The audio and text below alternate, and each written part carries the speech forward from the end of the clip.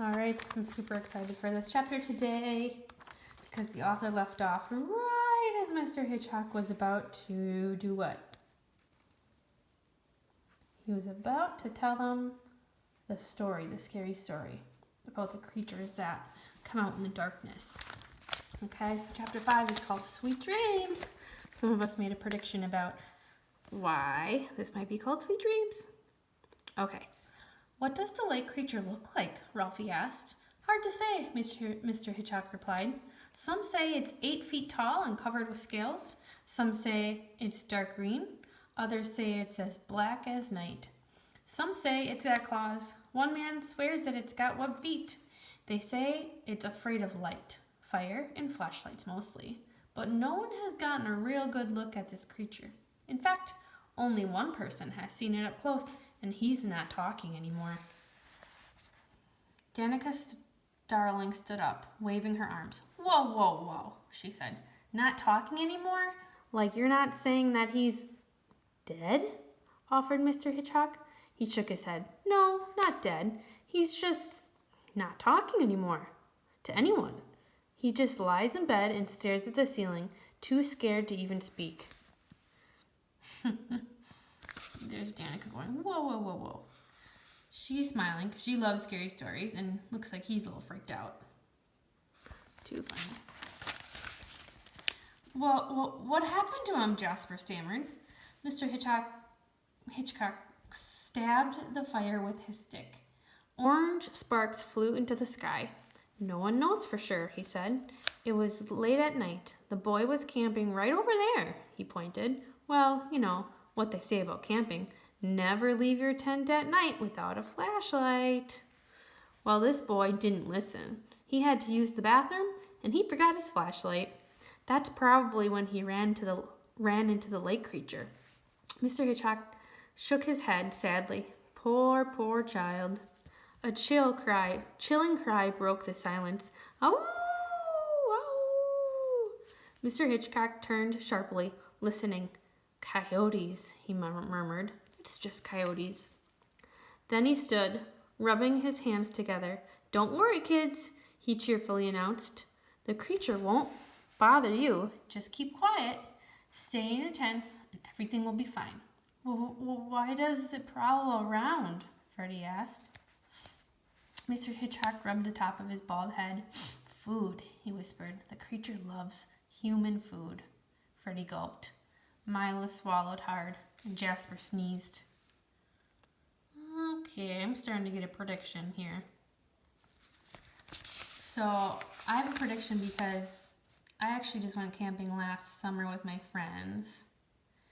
And I know a creature that loves to come look for human food in the middle of the night. I'm not going to give it away just in case you want to make a prediction, but all of a sudden a light bulb just went off in my head, you guys. I think Mr. Hitchcock knows that there's going to be a creature coming around. Oh boy, these kids are going to be scared. Nicole wheezed, and Sally Ann shouted, Please tell us more. Mr. Jordan interrupted the story. I'd say that's enough for tonight, Alfred. Why do you think Mr. Jordan said that that's enough? He's probably wondering if the kids are getting scared. So he's trying to say, okay, enough of the story. It's time that these kids got ready for bed. Mr. Jordan pointed at me and a few others. Come with me, kids. I've got a job for you. We followed Mr. Jordan to the cooking area. He lit a kerosene lamp and handed Ralphie a large garbage bag. I want this area spotless, he said. Not a single crumb. Hungry animals live here in these woods, including black bears. Leaving food out is an invitation for trouble. So, just so you know, I wasn't thinking about black bears. But lots of creatures do like to come when you're camping and look for your food. But I was thinking of a different creature that popped in on our camping trip. Would a bear come into the camp? Mila asked. Mr. Jordan ran his fingers over his mustache. If you left food out? Absolutely. They love a free meal, but a raccoon is much more likely. Those little rascals are real scavengers. Okay, that's what I was thinking. Raccoons. Ralphie chimed in. That's why raccoons wear black masks, 'cause they steal food. Mr. Jordan chuckled. Then he left us alone to clean up. Danica came up beside me. Do you believe in the lake creature? She asked. I shrugged. I don't know. Maybe. It might be true. Like Bigfoot. Danica shivered. To think that I went swimming in that lake today. Whoa, that's like so not cool. Wingnut O'Brien stared at the cleanup site. He looked worried. What if the lake creature comes and there's no food? He'll still be hungry, Joey said, for human food. And he'll want to eat one of us, Ralphie joked. Don't joke around, Danica scolded. You're creeping me out.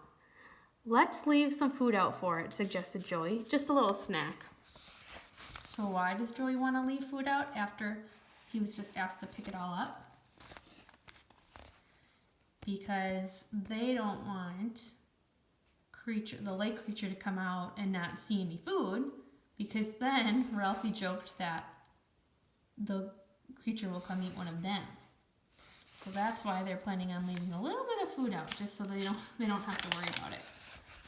Okay, so here's them talking and picking up the trash. And I wonder what they're gonna leave out. I bet you they're gonna leave something out. What would they leave out for the monster, the lake creature? Probably marshmallows? That's my thinking. No way, Mila cried. You heard Mr. Jordan. Food is an invitation for trouble. We took a vote. Only Mila and Danica voted against it. Sally Ann grabbed a bag of marshmallows. The lake creature would love these, she said, handing me the bag. Mila sighed. I have a bad feeling about this, Jigsaw. A very bad feeling. Mila felt a little better when we put the bag at the edge of the woods near the pile of rocks. Well, that's a good idea. You probably don't want to put the food right by your tents, right? They're putting it way over here. At least now the creature won't wander into the center of the camp, she reasoned. Before zipping up our tent for the night, we saw my father checking the area. He was carrying a garbage bag and a flashlight. He wore a blanket wrapped around his shoulders. Good night, boys, he called kindly. Sweet dreams. Yeah, sure, sweet dreams. Sour nightmares is more like it. Lake creatures. Sheesh. So yeah, they might have some nightmares about the lake creature. That's so funny. All right, secret message. Oh, I wonder what that means. I wonder what the secret message comes from. We will read this one tomorrow.